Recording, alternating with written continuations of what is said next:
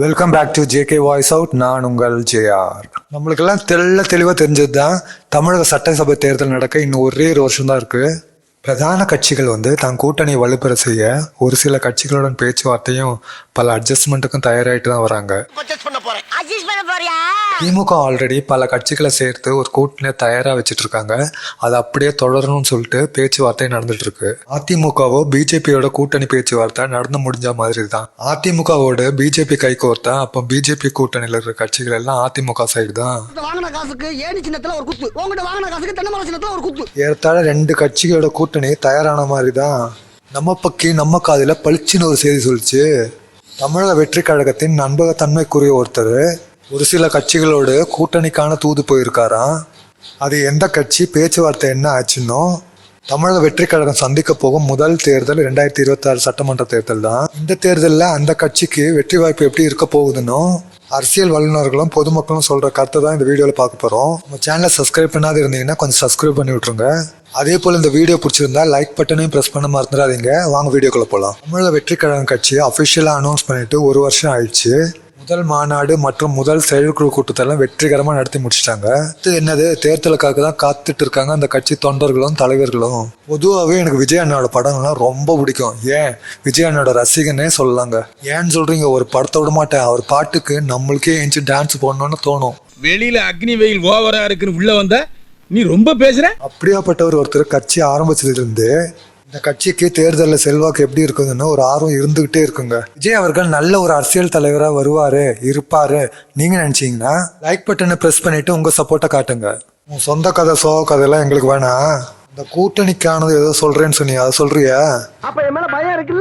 அப்படின்னு சொல்றது நம்ம மைண்ட் வயசுக்கு நல்லாவே கேக்குது. தற்போது வரைக்கும் அதிமுக கூட்டணிகள் இடம்பெற்றிருக்கும் தேமுதிக தலைவர்களை பார்த்து பேசியிருக்காங்களாம். பேச்சுவார்த்தை ஏறத்தாழ 2ஆம் கட்டத்தை எட்டி இருக்காமாம். 2026 தேர்தலை பொறுத்த வரைக்கும் தமிழக வெற்றி கழகத்தோட தான் தேமுதிக கூட்டணி வச்சு தேர்தலை சந்திக்கணும்னு ஆணித்தரமா சொல்றாங்க. நாம் தமிழர் கட்சி தலைமையிடம் தூது போயிருக்காங்க. நாம் தமிழர் கட்சி தலைமை என்ன சொல்லியிருக்காங்களா, இன்னும் தேர்தலுக்கு இன்னும் 1 வருஷம் இருக்கு, கூட்டணி பத்தி அப்போ பேசிப்போம் அப்படின்னு சொல்லியிருக்காங்களாம்.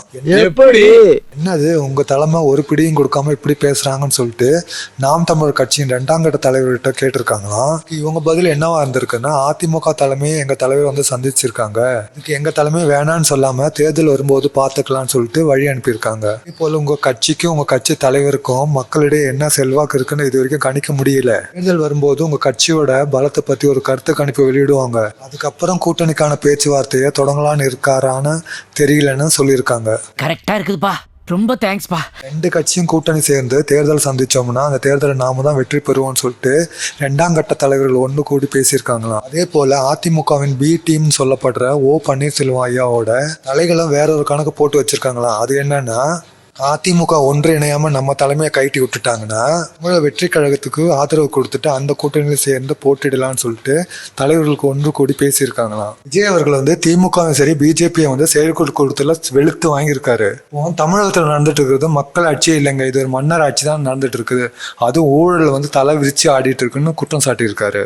அதே நேர்கோட்டில் பிஜேபியும் என்ஆர்ஜி உங்களுக்கு தமிழ்நாட்டு மேலேயும் தமிழக மக்கள் மேலேயும் இவ்வளோ பெரிய வெறுப்பு, ஏன் நாங்கள் இந்தியை எதிர்க்கிறோம் அந்த ஒரு காரணத்தாலையா? தமிழக வெற்றி கழகம் தேமுதிக நாம் தமிழ் கட்சி ஒன்று சேர்ந்து தேர்தலை சந்திச்சா எப்படி இருக்கும் நீங்களே சொல்லுங்க. இந்த கட்சிகள் கூட்டணி அமைவத ஒரு குறிப்பிட்ட கட்சி தலைவர் என்ன கமெண்ட் பண்ணியிருக்காருன்னா, கூத்தாடிகள்லாம் ஒன்று சேர்ந்து கூட்டணி அமைக்குதா, நாடு நாசமா போச்சு போ அப்படின்னு சொல்லியிருக்காராம். அவரோட இந்த பேச்சுக்கு எனக்கு என்ன பதில் சொல்ல தோணுச்சுன்னா, அவரோட லாங்குவேஜ்ல சொல்ல போனா, எந்த கட்சியில தான் கூத்தாடிகள்னு நீங்க நினைக்கிறீங்க? உங்க கண் பார்வையில எம்ஜிஆரும் ஒரு கூத்தாடி தான், ஏன் அவர் தமிழ்நாட்டுக்கு ஒரு நல்லாட்சி தரலீங்களா? ஒருவேளை தமிழக வெற்றி கழகம் இந்த மாதிரி ஒரு கூட்டணி அமைச்சாங்கன்னா அது வரும் தேர்தலில் திமுகவுக்கும் அதிமுகவுக்கும் பெருத்த சவாலாக அமையணும் சொல்லப்படுது. வரும் தேர்தலை பொறுத்த வரைக்கும் திமுகவுக்கும் தமிழக வெற்றி கழகத்துக்கும் தான் நேரடி போட்டி. மற்ற கட்சிகள்லாம் ஓரமா ஒதுங்கி வேடிக்கை தான் பார்க்கணும்னு சொல்லிட்டு உயர்மட்ட கூட்டத்தில் விஜய் அவர்கள் சொல்லியிருக்காரு. அரசியல் வல்லுநர்கள் என்ன சொல்றாங்கன்னா, திமுக அதிமுக போல ஒரு வலுவான கூட்டணி அமைச்சு தேர்தலை சந்திச்சாங்கன்னா ஓரளவு எம்எல்ஏக்களை கைப்பற்றி ஆளுங்கட்சியாகவோ இல்லை எதிர்கட்சியாகவோ வரத்துக்கு வாய்ப்பு இருக்குன்னு சொல்றாங்க. அதே நாம் தமிழர் கட்சியை போல தனித்து நின்று தான் போட்டியிடுவேன்னு சொன்னாருன்னா அது ஓட்டுகள் செத்துறதுக்கு தான் பெரிதும் உதவும், அது திமுகவுக்கோ அதிமுகவுக்கோ சாதகமா அமையும்னு சொல்லிட்டு சொல்றாருங்க. பெரும்பாலும் இன்றைய இளைஞர்கள் ஓட்டும் செல்வாக்கும் தான் அவர் கட்சிக்கு வீரத்துக்கு வாய்ப்புகள் அதிகமா இருக்கு. பெரும்பாலும் 35 முதல் 40 வயசுக்கு மேற்பட்டவர்கள் திமுக அதிமுக இல்லைன்னா பிறர் கட்சிகளுக்கு ஓட்டு போறதுக்கு தான் வாய்ப்புகள் அதிகமா இருக்கு. அதே போல 35 வயதுக்கு மேற்பட்டவர்கள் ஓட்டுகள் வாங்குறதுக்கும் இவர் கவனம் செலுத்தணும்னு சொல்லியிருக்காங்க. அரவிந்த் கெஜ்ரிவால் போல முதல் தேர்தலில் வெற்றி பெற்று ஆட்சி அமைப்பாரா விஜய் அவர்கள்? இதெல்லாம் வடக்கு, தமிழ்நாட்டுல அதுக்கு சான்ஸே இல்லைன்னு ஒரு சில பேரு.